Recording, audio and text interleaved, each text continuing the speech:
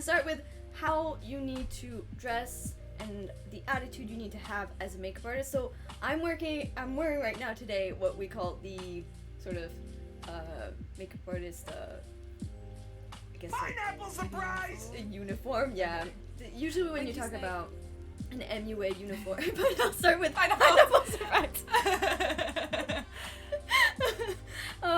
This is like technically the MUA uniform is like when someone talks about a makeup artist uniform, they just mean all black.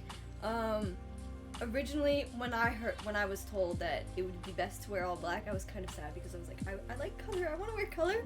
But when you go out into the professional makeup world, it makes a lot of sense. Thank you guys so much for all those. So many surprises. I'm no longer surprised. As soon as you go out to the professional makeup world, you realize that being very subdued in the way that you dress is very useful. You're not there to take the spotlight. You're there to do your work and actually be very discreet. I'm gonna take like the most extreme example that I've heard of in the film industry. The star is the center of attention. If you dress too bright, too colorful, or your makeup is too just over the top wild, you're taking that attention away from the star. I know this sounds like really weird, but I've actually heard of movie stars that have asked to change makeup artists like after the first day of filming because they felt that the MUA was sort of taking all the attention, bringing all the attention to themselves, even though as a makeup artist you're just supposed to do your work and stay very discreet, very professional. That's why people tend to go to black. You can stay in neutral colors, but that's why people tend to move towards black because it's very easy, it's very neutral, it looks very professional, and it's also very discreet, so you sort of like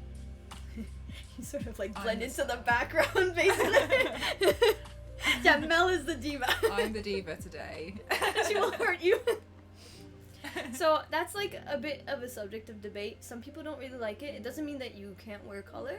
It just means that you have to try to stay as professional as you can, whether it be tone it down a lot. Yeah, tone it down a lot. Like if most of the makeup artists that I know tend to do like very simple makeup look like this. Maybe just a little bit more eyeshadow, but that's like not more than that. They rarely go like further than that because they want it. It's also like doing very simple makeup makes it look clean. Okay, that's a good point. And it ages really well throughout the day. So at one point you don't look like just a dripping mess of makeup. Basically. Hi, I'm your artist. Hi. Because that's not going to reassure your client at all. So yeah, people tend to wear. Some people don't even wear any makeup, though. We were recommended to wear just a little bit to seem like awake, because when you're working makeup artists, there are some moments where you don't sleep that much. Like you'll work during the night, and then you'll like go to bed at 9, and then like have another thing start at 11. So you won't have slept a lot, and so you want to kind of look at least like kind of hide the fact that you haven't slept all night. You're not dead.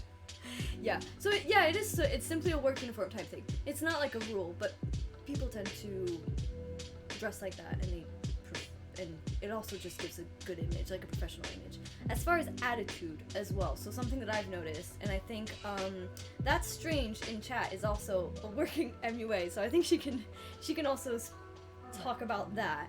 Is that you end up being sort of the psychologist of your client. You need to learn to listen really well, and not pass any judgment on the person that you're doing makeup on. Be ready to reassure them, to make them feel comfortable, to if they have any problems, to be really there for them. Isn't that the truth? Exactly. It's just, I've had someone have a full mental breakdown, like, on TV, and no one was reacting, and I realized that, oh, okay, it's my job to go to that person and calm them down, and just reassure them, and, you know, give them tissues so they can dry up their tears, and listen to them so that they, like, talk out their problems, and just sort of empty out all the stress inside, because makeup is supposed to be like a pleasant experience. It's supposed to be kind of like when you go to the spa. You're not supposed to feel stressed about it. And so I have so many problems. Help me, don't do my makeup. No, but yeah, so that's the thing, is be ready to be really, you have to be a really good listener and just have a lot of empathy for people. Thank you so much, Day. Thank you. So that's the attitude you need to have. Also, being like having a professional attitude will actually get you more work than being a fantastic makeup artist. That sounds unfair to some people, but you could not have the best technique in the world, but just because you have a professional attitude, you thank people for the opportunities they give you, like you send them a little text the day after, or you're very polite to them, you come early, never come late. That's the best way to get a bad reputation. You come early to your job, your workstation is very clean and organized. All of that adds up, and you could just be someone that isn't as technically good as someone else, but you will get more jobs than that person will. That was also the best compliment when I did makeup on brides and they were nervous. Oh, see, yeah, Theo, that's exactly it. Especially for bridal work, you'll find that your main role is almost to just calm them down, and then your second role is actually to do their makeup. Your first role is just be like, everything's gonna be okay, everything's gonna be fine, and just sort of give them a spa experience. So that's it for the professional sort of attitude. Blood on your makeup brushes, got it. Unless you're SFX. Unless you're SFX. One thing I think is important when you're a professional makeup artist is to be very, very careful of the pressure that you put on your brush, especially when you get to the eyes. So in makeup school, I got my makeup done with basically all the students that were there, and some of them sort of seemed to have forgotten that they were doing makeup on a human being. And it would be really, really painful. So, as an example, I've had makeup done before, and this is not me reflecting on Elise, but I've been like this. Oh, sorry. No, Oh, that's not exactly. No, I've been so as I thought, my oh my makeup's god, what been did I done. Elise is like, oh my god. But I have had makeup where I'm sat there and I'm like, oh my gosh.